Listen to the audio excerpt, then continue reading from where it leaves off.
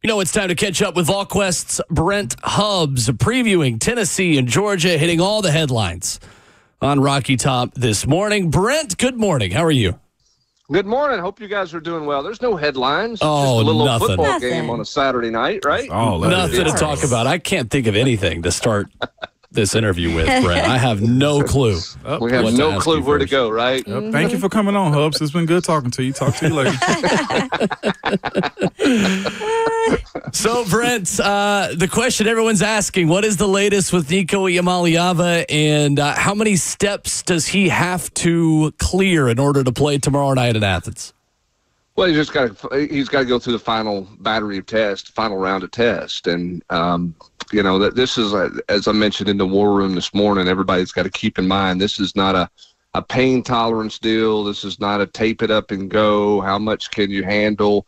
This is either you're cleared to play or you're not cleared to play. And I think he'll be listed as questionable again tonight. And in the availability report, then we'll see where they're at on Saturday. As he continues to progress and move forward. He's done things throughout the week. He's done more as the week has progressed, but I don't think we're going to know anything for sure until tomorrow.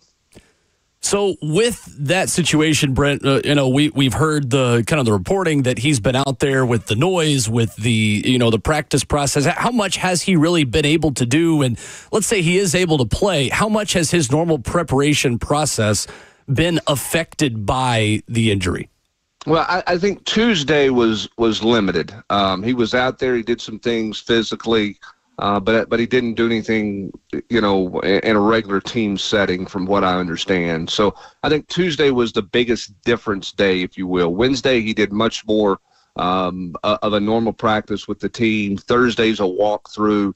They'll get lathered up pretty good this morning but before they shower and hit a bus and head to Athens. So really, I think the biggest, quote, difference day was just some limitations he had on Tuesday. Now, you know, Dylan Sampson didn't go through Tuesday's practice either. Now, they're both dealing with different things, but from a preparation standpoint, you know, I don't think it's the end of the world. If this was early in the year and you were trying to get all your timing down and all those things, it might feel a little bit different. But I think in this case, I don't think there's anything should be way off timing-wise just because there were some limitations to what he did on Tuesday.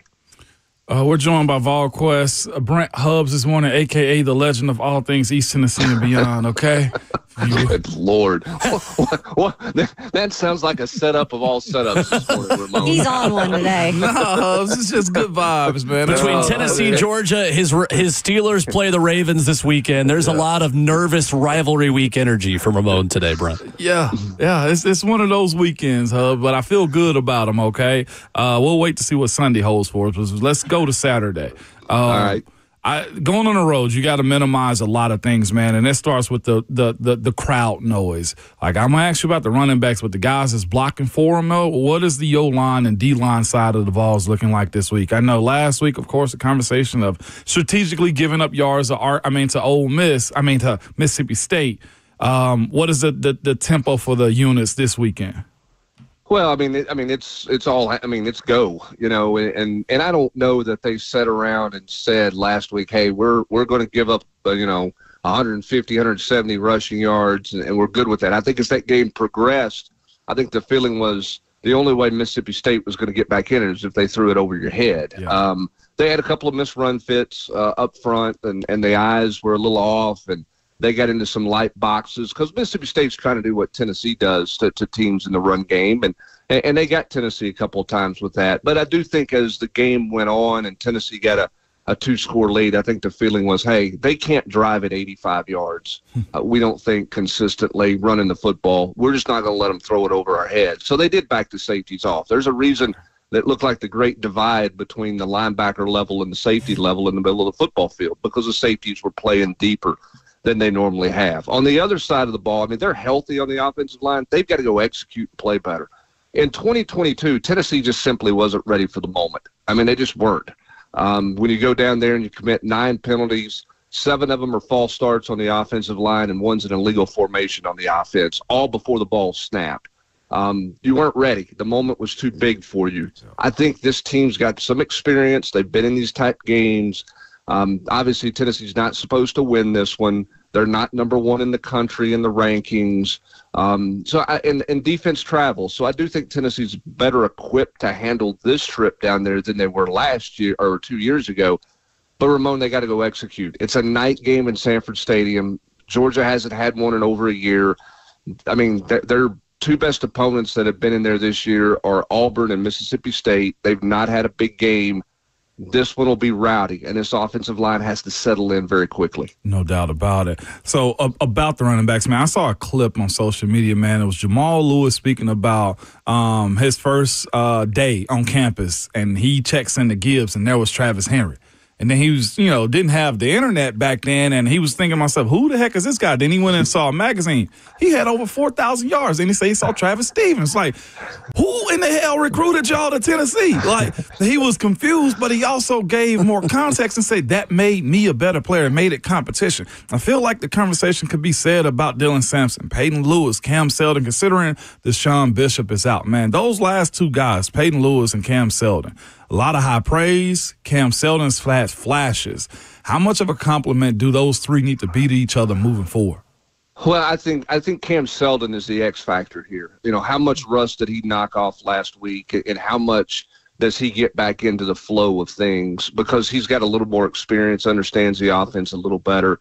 Where is Cam Seldon at? We all thought he was going to be the complement to Dylan Sampson this year, and he hasn't been healthy enough to play with that shoulder. And then Deshaun Bishop has done good things and took that spot. I like Peyton Lewis. Peyton Lewis is a freshman. He's running a bit too high.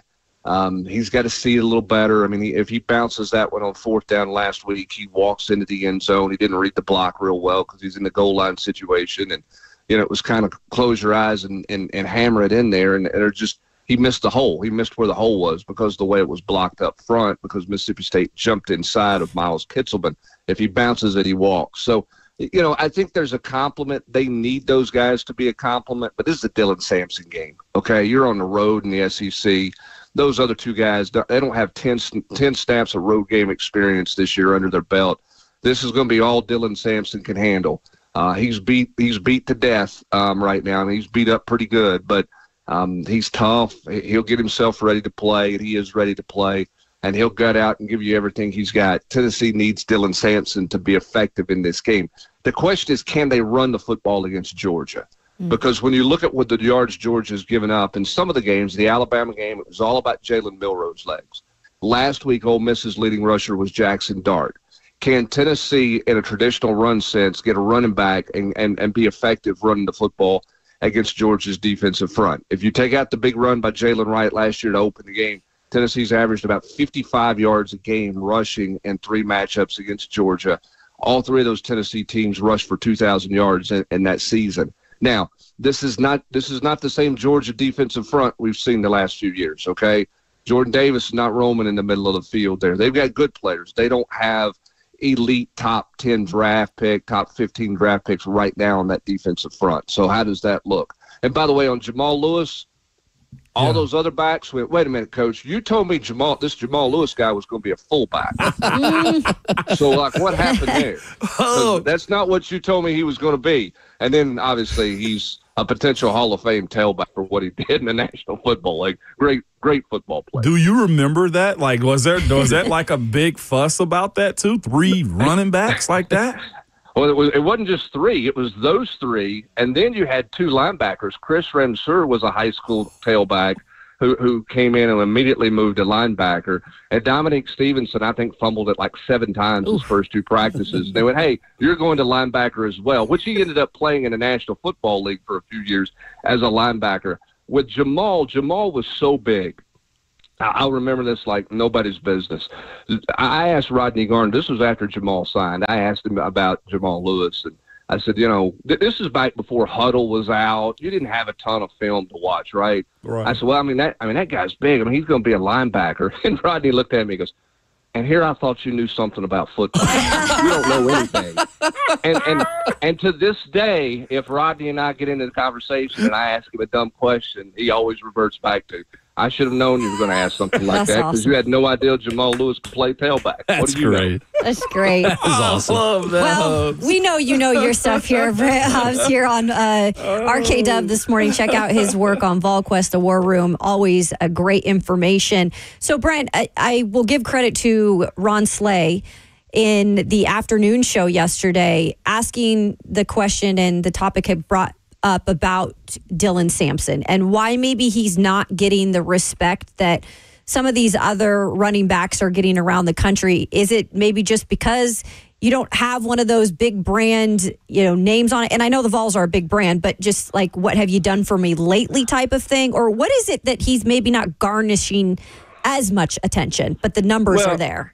It's a great question. And I think Tennessee's, promoting him on social media and has done those types of things that you look for and you expect. I mean, the day and age of sending out notebooks and true Heisman campaigns are different. But, I think the notion is that Tennessee's offense is this spread it out and it's this throw it all the time offense and those types of things. He's got a 50-yard run, but he's been a little bit more workmanlike. He probably doesn't have all of the splash plays, the 70, 80-yard runs. But, I mean, it's also a lack of people paying attention. It's also a lack of awareness, right? And some of it is you were told in the preseason, and listen, I think the kid at Boise State's a really good player, right?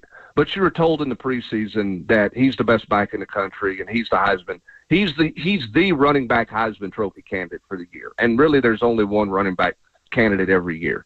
And he's the guy that was anointed in the preseason, and he's remained there with Boise. I don't think people are looking at this league and how good this league is and how this league beats each other up, and the fact that this kid Dylan Sampson's leading the league in rushing. I don't think he's getting his flowers and his just due. And, I saw a story yesterday. Mel Kiper doesn't have him as a top 10 tailback in the NFL draft. Now, I've not looked at every running back out there, but to me, his game with where the NFL is right now, and Ramon, you would know this better than me. Yes, sir. To me, it transfers. It transfers into the National Football League. I don't think there's anything about his game that you go, yeah, I just don't see that being very effective in the NFL. I mean, he has too much ability and can do too many different things for him not to be a good player in the NFL. Oh.